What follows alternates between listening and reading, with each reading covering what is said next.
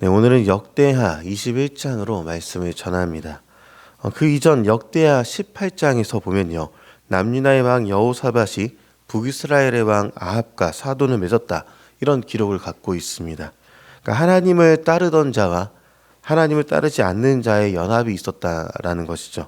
그리고 오늘 본문에서는 믿는 자와 믿지 않는 자의 연합이 어떤 결과를 가지고 오는지를 보여주고 있는데요. 여호사밧 스스로는 하나님 앞에서 의와 공도를 행하는 사람이었습니다. 그러나 그의 아들은 아합의 딸과 결혼하면서 거룩한 생활에서 아주 멀어져 버린 것을 보게 되는 것이죠. 오늘 본문에 보면 여호사밧이 나이가 들어 죽게 되면서 그의 왕위를 여호람에게 주게 됩니다. 그런데 2절부터는 여호사밧의 아들들을 소개하게 되는데 아사랴, 여히엘, 스가랴, 아사랴와 미가엘과 스바랴라는 여호사밧은 여호람의 그 6동생에게 금과 은과 보물과 지방의 튼튼한 성을 물려주었다라고 본문은 기록하고 있습니다. 아마도 여호사밧 자신은요, 이것을 공정하게 나누었다라고 생각했을 것이죠. 한 가지를 간과한 것만 빼고서는 말입니다. 그 간과한 것은 무엇인가 하면 이 문제가 여호람이라는 사람이 더 이상 거룩과는 무관한 사람이었다라는 것입니다.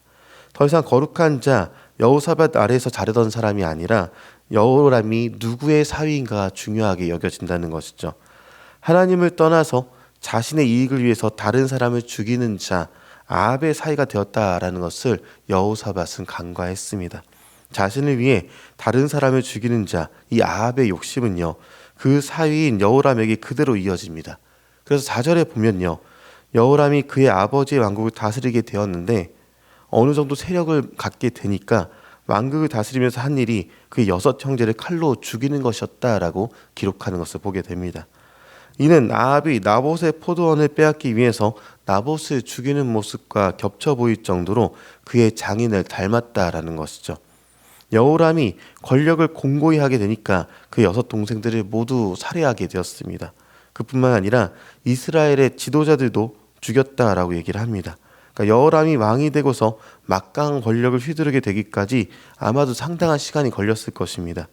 아버지 여호사밧이 국고를 열어서 모든 재산을 동생들에게 나누어 주었기 때문에 다시 국고를 채우는데도 수년이 걸렸을 것이고요. 그리고 신하나 지방 호족들 가운데 자기를 위하는 사람과 반대하는 사람을 파악하는데도 적지 않은 세월이 흘렀을 것입니다. 그렇게 모든 것이 파악되자 자신의 형제를 살육하는 엄청난 짓을 저지르게 되는데, 도대체 권력이라는 것이 무엇이기에, 재물이라는 것이 무엇이기에 형제도 소용이 없고 수많은 사람들을 이렇게 죽음으로 몰아가야만 했던 것일까요? 그럼 이 여호람이 이렇게 최선을 다해서 재물을 얻기 위해서 자신의 모든 형제들을 죽여버리게 되었는데, 다 이렇게 죽이고 나서 재물을 얻고 천수를 누렸는가라고 보면요, 그는 왕으로서의 삶이 길지 않았다라는 것을 보게 됩니다. 5절 말씀을 보면요, 왕에 오를 때 나이가 32세인데 8년간을 다스렸더라 이렇게 기록하는 것이죠. 그럼 왕위에 올라서 오랜 시간 왕정을 파악하고 자신의 손과 발이 되어줄 신하들을 파악하는데 벌써 몇 년을 사용했을 것입니다. 그리고 형제들을 죽이고 나서 모든 재물을 얻었다라고 생각했겠지만 그 재물을 누리지도 못하고 죽게 되었다라는 것이죠. 8절에서 또 보면요, 여호람 때 일어난 일들을 기록하고 있는데, 여호람 때 에돔이 배반했습니다. 이 에돔을 정벌하려고 군사를 일으켰지만 대패하게 되고요. 에돔의 반역과 여호람의 대패의 이유를 성경은 하나님을 떠났기 때문이다라고 기록하고 있습니다.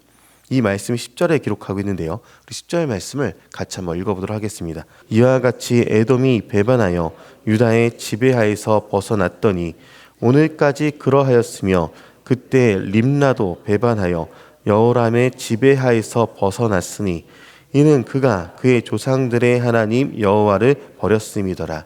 아멘. 여호람이 하나님을 버렸기 때문에 에돔이 벗어났고 림나가 벗어났다라고 말을 하고 있습니다. 우리가 이 땅을 살아가면서 하나님에게서부터 멀리 떨어져 살아가게 될 때 아무 일도 일어나지 않는 것처럼 보이지만, 사람이 하나님을 떠났을 때요, 궁극적으로 자신이 가진 모든 것을 다 잃는다라는 것을요, 여호람을 통해서 우리에게 알게 합니다.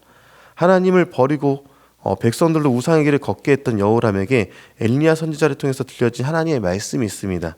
그 말씀 13절과 14절에 기록하고 있는데요, 뭐라고 합니까? 여호람이 그가 행한 그대로 당할 것이다라는 하나님의 심판의 메시지가 들려지게 되었다라는 것이죠. 그리고 그 메시지는 실제로 이루어졌습니다. 하나님께서 아라비아 사람들, 그러니까 구스에서 가까운 아라비아 사람들을 격동시키셔서 여호람을 치게 하셨고 여호람이 지은 죄의 핏값을 물어내게 하셨다라는 것이죠. 그렇게 가지고 싶었던 재물도 다 빼앗겼고 아들들과 아내들도 탈취를 당했습니다. 여호아스라는 아들 외에는 하나도 남지 않고 다 죽게 되었다라는 것이죠. 심지어 여호람은 불치병에 걸리기까지 합니다. 그리고 나서 20절을 보면요. 여호람은 그 누구도 아끼는 자 없이 세상을 떠났다라고까지 기록을 하게 되는 것이죠. 그러면서 그는 열왕의 묘실에 들어가지도 못했습니다. 그의 아버지 여호사밧이 열왕의 묘실에 든 것과는 대조적인 모습을 보여주고 있는 것이죠. 하나님을 떠난 삶, 나 스스로가 기회를 어떻게든 잡아서 만들어낸 나의 부가요. 세상의 자랑거리로 여겨지지만 결국은 세상에서 외면받으며 허망하게 모두 잃어버릴 뿐이다라는 것을 알려주고 있는 것입니다. 여호사밧과 그의 아들 여호람의 대조적인 모습을 보면서 우리 그리스도인들이 다시 마음을 잡아야 할 것입니다. 이 세상을 주관하시는 하나님 앞에서 거룩을 사모해야 하고요. 나의 욕심으로 세상을 대하는 것이 아니라 하나님의 사랑으로 하나님이 주신 마음으로 세상을 섬기는 우리 삶이 우리에게 필요하다라는 것이죠. 주님은 우리 그리스도인들을 왕같은 제사장으로 부르셨습니다. 하나님의 소유다라고 말씀해 주셨던 것이죠.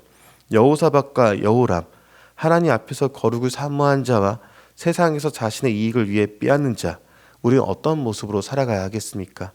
의와 공도를 행하면서 온전한 그리스도인으로서 세상을 섬기는 저 여러분 되시기를 주님의 이름으로 축원합니다.